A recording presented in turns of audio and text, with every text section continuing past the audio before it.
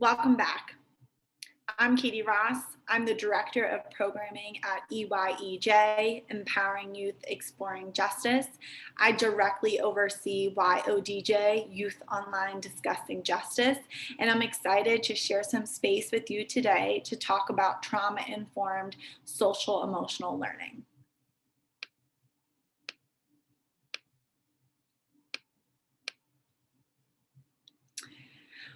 We just took 5 minutes to reflect and journal on the question of, in regards to adverse childhood experiences, what specific experiences do you think your students are facing and how have they been resilient? So now we're going to talk about what exactly are we seeing in the classroom when it comes to potential effects of adverse childhood experiences and trauma for our youth. So right off the bat, we just talked about how trauma impacts the brain. And so this can have impacts into the ability for a youth to function. And when I say function, I mean to day-to-day demands. And so students may have issues meeting everyday expectations, such as eating, showering, completing tasks. And for every youth, growth in functioning is going to look different. So one student perhaps may be able to eat and drink and do all the necessary basic needs of survival, but has very much difficulty in showing up to your virtual classroom. However, other students may show up to your virtual classroom, but be hungry, haven't showered, are laying in their bed, don't want to have their video on, and so on. Furthermore, we will see potential effects when it comes to learning. Students will have more difficulty learning, and this will be incredibly hard when it comes to remote learning. And so students who face adverse childhood experiences and trauma have a delay in development when it comes to language and communication. Furthermore, they have issues with memorization, they may have issues with organization, and when living in a very toxic space, you'll see youth have issues with creativity. When their body is always in their fight, flight, or freeze, they're no longer able to activate the parts of their brain that drive creativity. When it comes to behavior, students will exhibit behaviors that you may have never seen before. You have to remember that teaching students in a remote space looks a whole lot different than when they used to just enter your door and join you in your classroom. And so they're in a new environment, they're in a different environment, and that environment may cause adversities. And so students will have difficulties self-regulating. They might go into a crisis. They may be triggered. The flip of the switch when a student responds negatively to something may perhaps be because their body is in a state of fear. And they're going to have issues labeling and discussing emotions, as well as you may see an increase in aggression and impulse behaviors.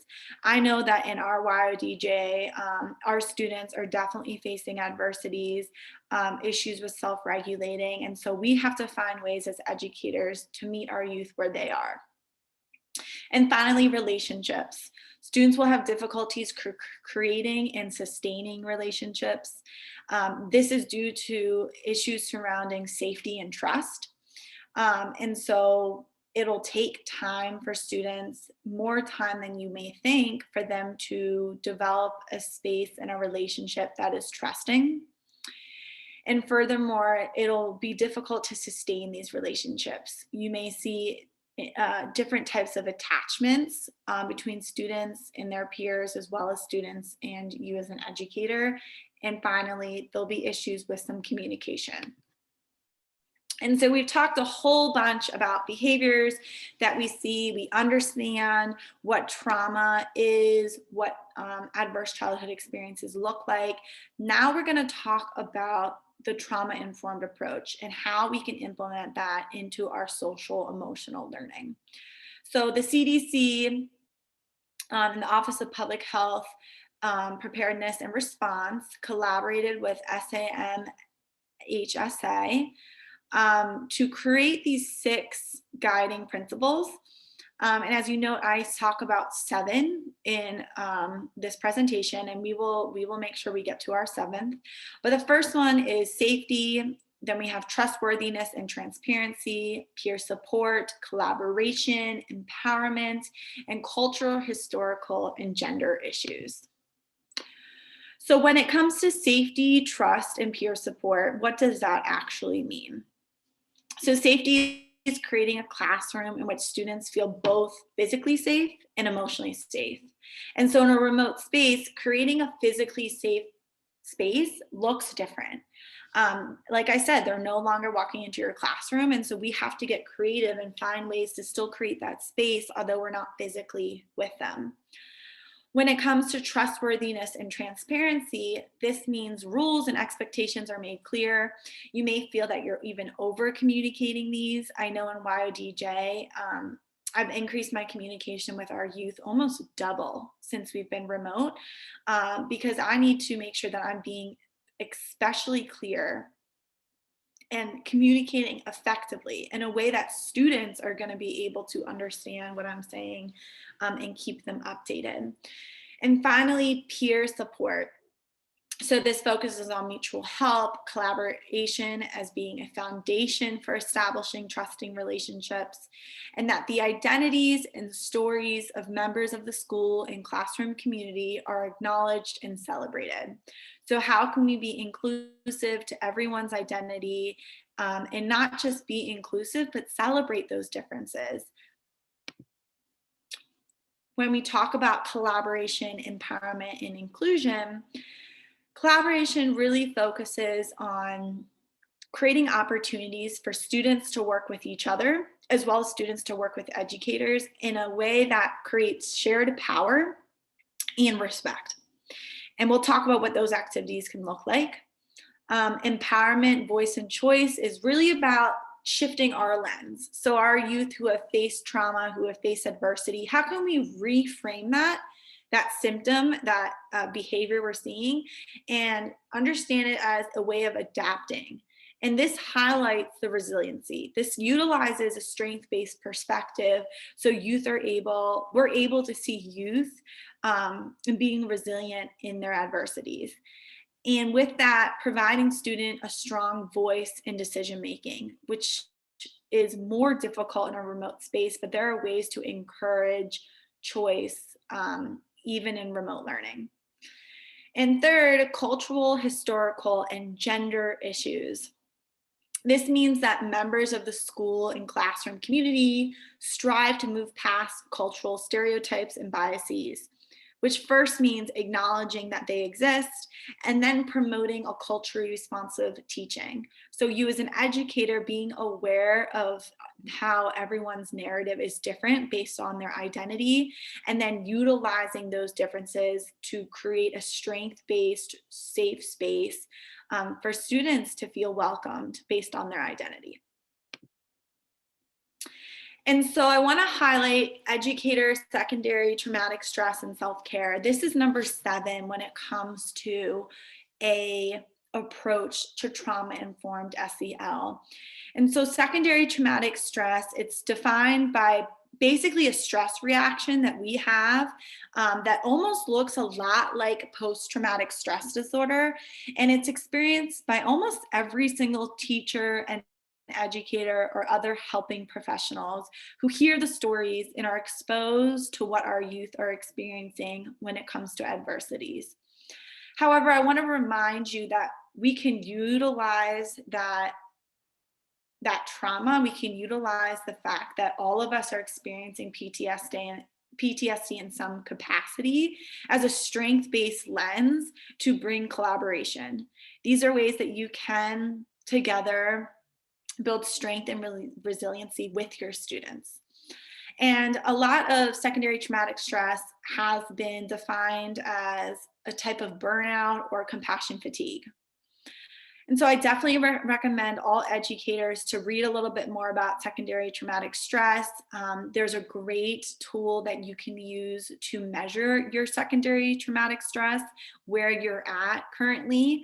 I highly recommend evaluating yourself every few months to see where you're at, and therefore can react appropriately. And of course, there are risk factors that cause and can increase secondary traumatic stress. And this includes your own personal exposure to traumatic events. So we're all dealing with adversities in some capacity. Everyone's dealing with COVID. It's impacting all of us differently. And so when we have these personal experiences, our own stress can impact and make us risk of being impacted by secondary traumatic stress. Additionally, direct contact with children's traumatic stories. So you want to create a safe space for their narratives to be validated and heard, but you also have to be aware that you will be impacted by hearing their stories. And third, helping others and neglecting yourself. In any helping profession, we know how easy it is to neglect ourselves, and it's important to remember that to be of service, you must be fit for service. It's a quote that I love and I have written up in my room. And it reminds me how I can't be my best version. I can't be my best self with my students if I'm not taking care of myself. And so that leads me into managing your secondary traumatic stress. You may not be able to mitigate it or lessen your exposure, but you most definitely can help manage it. This has to do with implementing self-care into your regular activities, into every day. It also means being aware of your own social emotional learning and being aware of your own social awareness. Where are you in your traumatic stress? And so this leads me to our resiliency model. This is a great, easy model to use in your back pocket to check in with yourself. The idea here is that we all face adversities, and with that, our resiliency to these adversities goes up and down. When we're incredibly resilient, we're about right in the middle of our threshold. And throughout the day, we can be incredibly resilient, and at other times we may be close to our peak and our threshold, and we may bump out of our resiliency threshold. And so checking in with yourself, and this is where that social awareness really comes from. Where am I in my resiliency model? Will I react negatively to a student who's potentially being triggered or reacting in crisis due to their own adversities? Am I going to act poorly because I and my resiliency threshold am going to be bumped out? And the way to really expand this threshold and make yourself more resilient, make your threshold wider, is to actively implement that self-care and that social awareness into your everyday lens of how you deal with life and deal with adversities you face. And so I love using this model as I transition from one group of students in YODJ to another. I'll real quick write down the model and look, where am I at in my model? Am I feeling really resilient, or am I close to being bumped out? And if I am close to being bumped out, what can I do in this moment to create more resiliency? So we're going to spend the next 5 minutes again reflecting and journaling. I want you guys to think about trauma-informed framework, the 7 principles we just spoke about, and what are some principles you would like to be more intentional about with your students and in your classroom.